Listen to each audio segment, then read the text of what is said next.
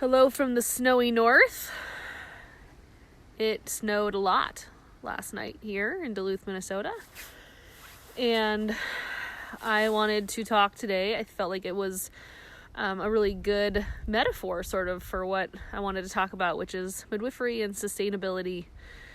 And also, what it's like to be encouraging people to start walking down this path of midwifery. When there is this conversation about sustainability happening. So I guess I'll just say from the beginning, I don't think the way that we are doing midwifery is sustainable. And the trend right now is that in order to address that, we need to take on more clients, or we need to, work with partners and start sort of sacrificing things like continuity of care, instead of looking at how do we find a way back to what's real and what is at the root of community midwifery, really and truly. So I am on a winter break of sorts. I don't have due dates this winter.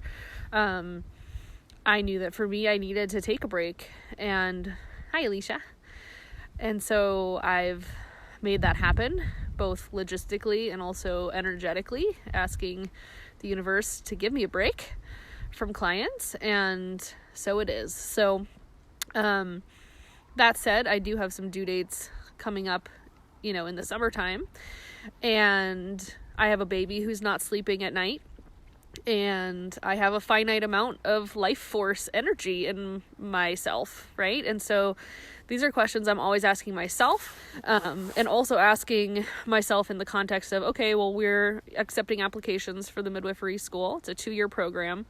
And a lot of women come to us saying, I want to be a midwife, but I don't know how to do this and make it work in my life.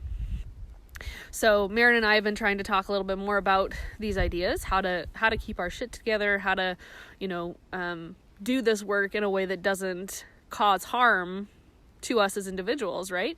A lot of women get into midwifery from a place of trauma and a place of hurt. They had a bad birth experience. They want to make it right.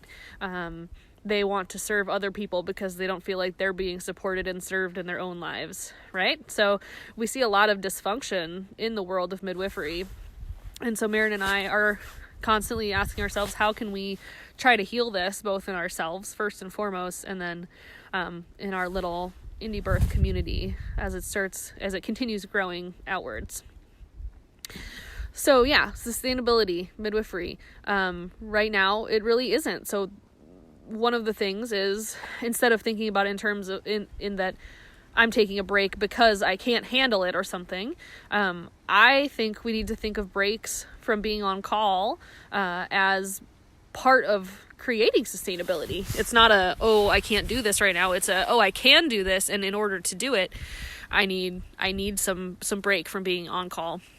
Especially when there's, these kind of snow drifts, right, happening. I couldn't leave my house in my car if I wanted to, or if I had to, if somebody called me in labor right now. So, like I said, part of the conversation is going the other direction of like, we need more clients, we need more income, and then we need to split that with other people and, go 1 week on, 1 week off, or, some variation on that theme.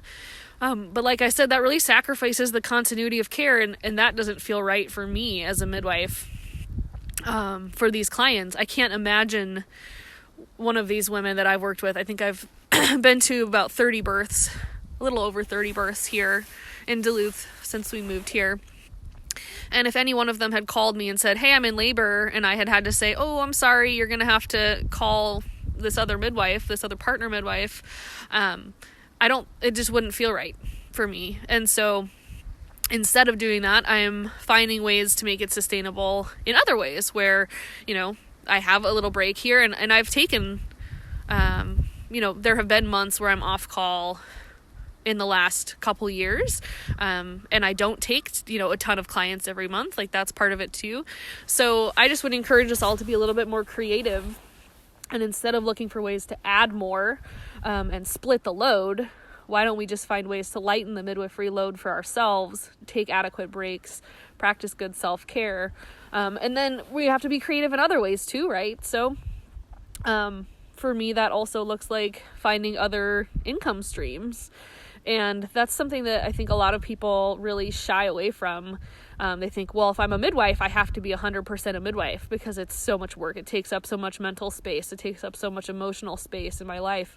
How could I possibly fit something else? But I think it's actually really healthy to kind of diversify and look at what other ways can I generate income and energy for my family or for myself, aside from just being all in with midwifery. I think that's actually crucial. Now that I'm saying it out loud too, I think to count 100% on midwifery as your income and as your career, I guess, if we want to call it that, really doesn't work. It's not like being a banker. It's not like being even, my husband sells coffee. There's so much emotional investment and there's so much potential for depletion from this job that to put all our eggs in that basket, I think doesn't make sense. So, it's sort of like being out here in this giant snowdrift, right? Like, it's not sustainable to sit out here probably all day. I also don't even have gloves on. I just have my hands in my pockets. But it is sustainable to come out here, sit in it, enjoy it, and then go inside for some hot chocolate, right? Take a little break, do something else for a while. So we don't have to kind of put ourselves in an uncomfortable and untenable position all the time. And it will make us better midwives if we don't do that. So that's my little dose of honesty today and my plea for us to be more creative and to really try to figure this whole community village midwifery thing out. It takes, some creativity. So that's it for me. And again, we're accepting applications for the indiebirth midwifery school through December 10th for our early applications. I think Maren and I were going to talk more this week about the qualities we're looking for and hoping for. I guess that was the other thing I wanted to say. Just that, right now when smart people, really smart, cool, functional, interesting, brilliant people, which I know a lot of in my life, I'm very blessed to have awesome friends and people around me. When they look at the way most midwives are operating, taking, let's say 4 to 6 births a month, never being off call, not charging enough money, not sharing the load, being up all hours of the night, suffering from adrenal fatigue and all these sorts of things. They look at that and they say, I don't want to be a midwife, right? Even if there's someone who's interested in birth work.